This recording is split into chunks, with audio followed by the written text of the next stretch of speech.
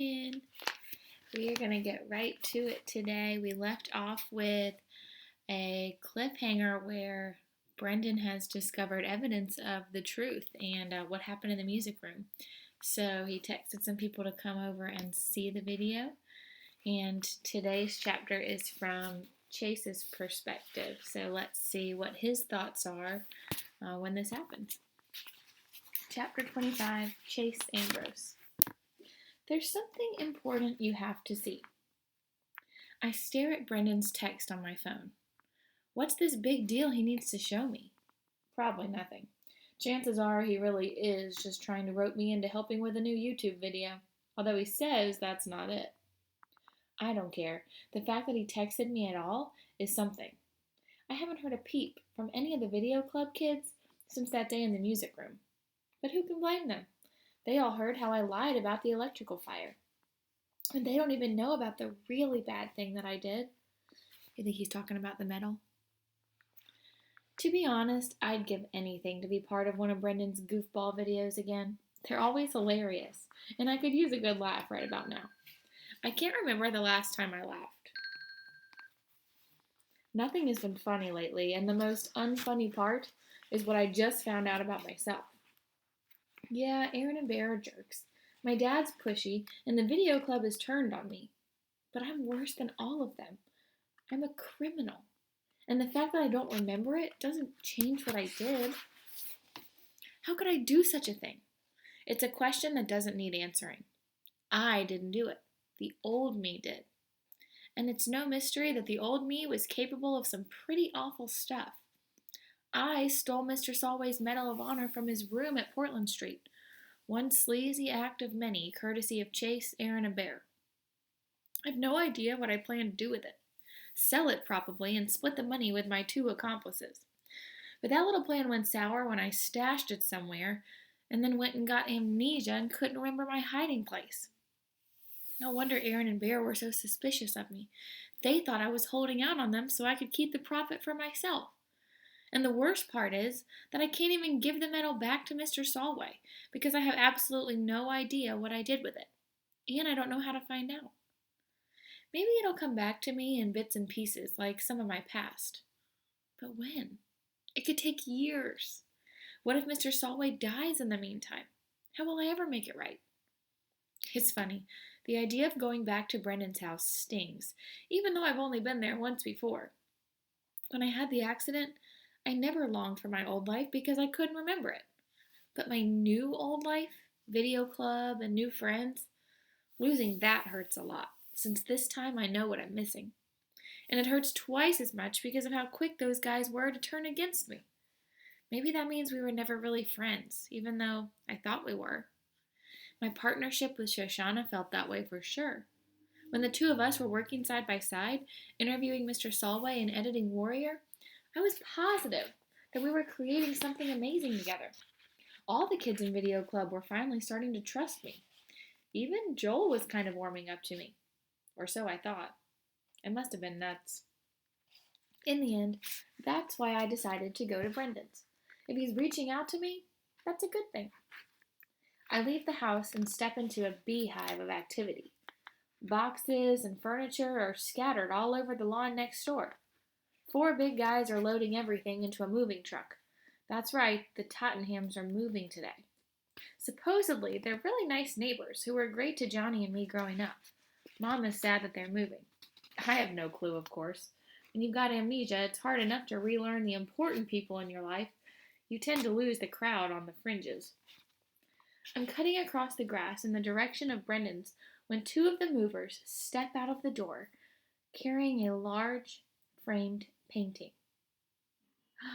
I gasp, and for a second, forget to breathe. It's her.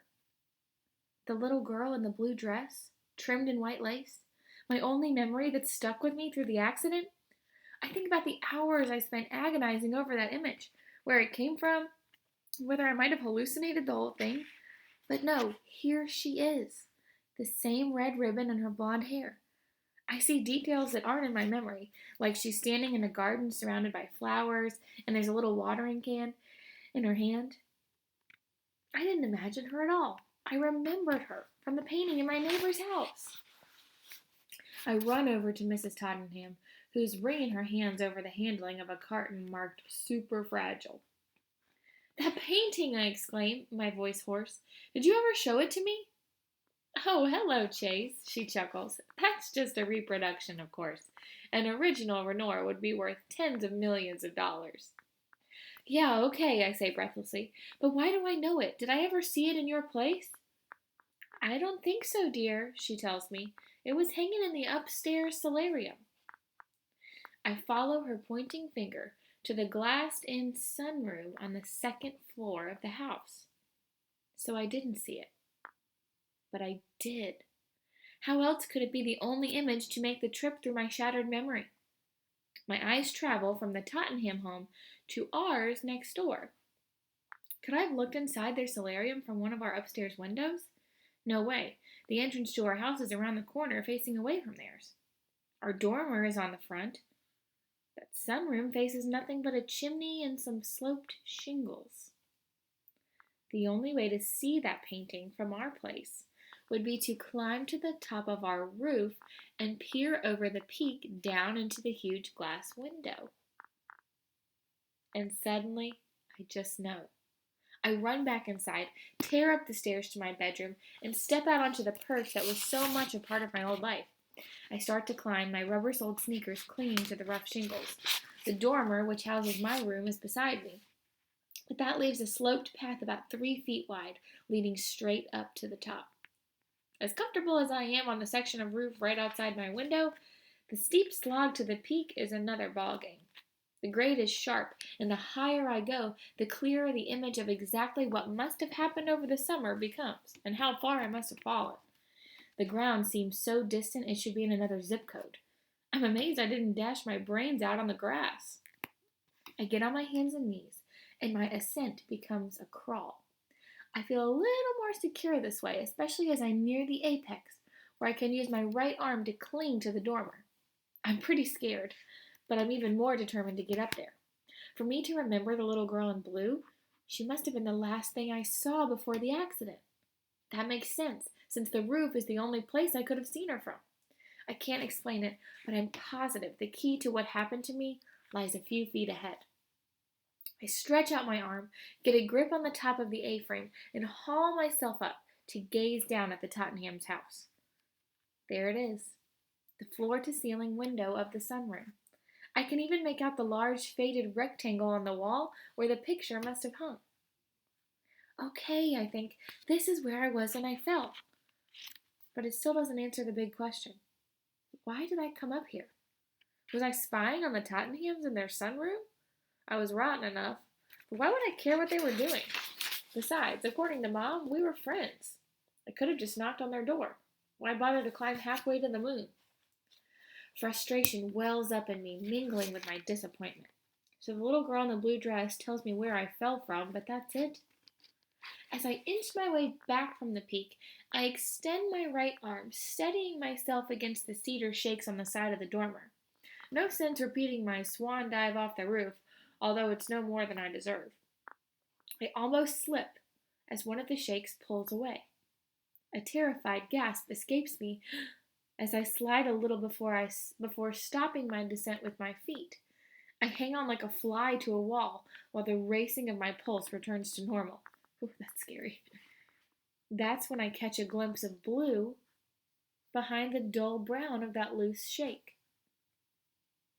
There's something back there, wedged in behind the loose wood. I know what it is even before I reach for it. My hand closes on the silky blue ribbon, and as I draw it out, I feel the weight of the military decoration attached to it. The gold 5-pointed star catches briefly on some insulation, and there it is, Mr. Solway's Medal of Honor. Stolen, hidden, forgotten, and discovered again. Then, as if finding the medal has unclogged a drain, the memory of my accident pours back into me. It starts at the apex of the roof, with me gloating over the brilliance of my hiding place, while peering down through the sunroom window at Mr. Tottenham next door. He's in the lotus position on the floor, performing awkward yoga in front of the painting of the girl in blue. That's what does me in. The hilarious sight of my overweight neighbor twisted into a pretzel, looking like a giant mutant lemon in his skin-tight fluorescent yellow workout suit. I let go for just a second, reaching for my phone to get a picture of this one-man comedy routine. And the next thing I know, I'm skidding down the roof, the rectangular pattern of the shingles becoming a blur as I pick up speed. I claw madly up the slope, desperate for a handhold, a foothold, anything to stop my descent, but it's no use. My momentum is too much. I'm falling. When I hit the eaves, I flip over a little, giving me a terrifying view of the yard as it screams up to me. I know dizzying acceleration and I brace for impact, but the memory ends there. I don't have to hit the ground a second time. So that's how it happened. The mishap that turned my entire life upside down and almost killed me. Serves me right for snooping on poor Mr. Tottenham. How is it my business if he wants to do yoga in form-fitting spandex?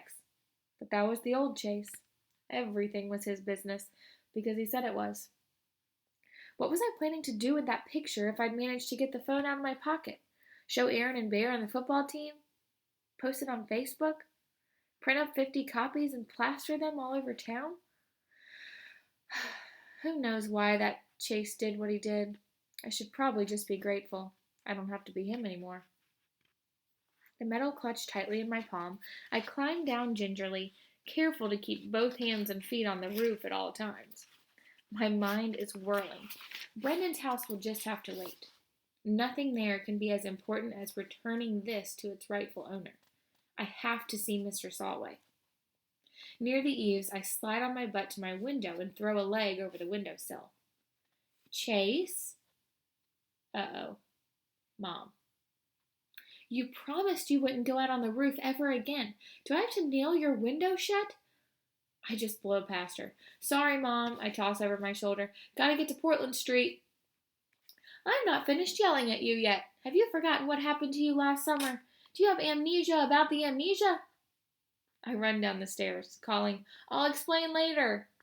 In the kitchen, I snatch a soft dish towel off the drying rack and wrap it around the metal. I jam it in my pocket and blast out the door.